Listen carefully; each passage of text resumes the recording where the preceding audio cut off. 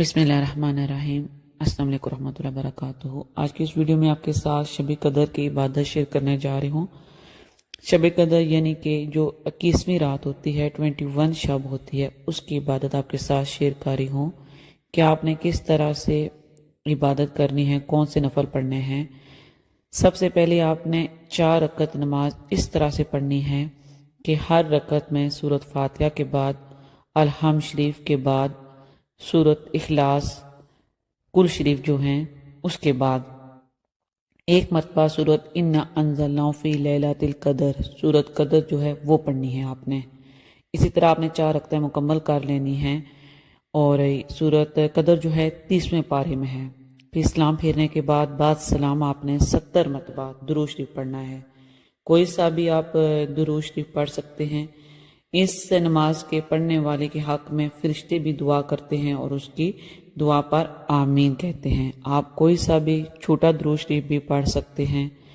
آپ کے ساتھ شیئر کر رہی ہوں، آپ کی اپنی چوائس ہے، یہ پڑھیں یا پھر آپ درود ابراہیمی پڑھیں۔ اللہم صلی علی سیدنا محمد النبی الامی وعلی آلہ واصحابہ وبارک وسلم۔ پھر اس کے بعد آپ نے یہ والے نفل پڑھنے ہیں۔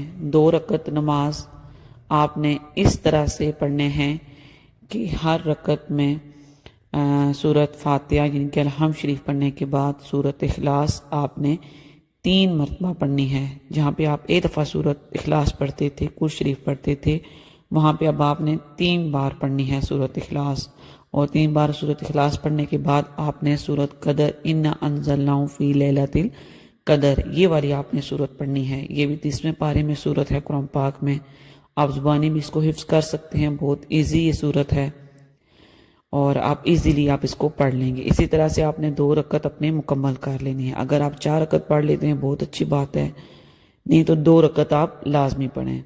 پھر اس کے بعد سلام پھیرنے کے بعد سلام آپ نے 70 دفعہ 70 ٹائم استغفار پڑھنا ہے۔ استغفار شارٹ بھی پڑھ سکتے ہیں، لیکن آپ نے یہ پڑھنا ہے استغفر اللہ لا الہ الا هو الحی القیوم واتوب الیہ۔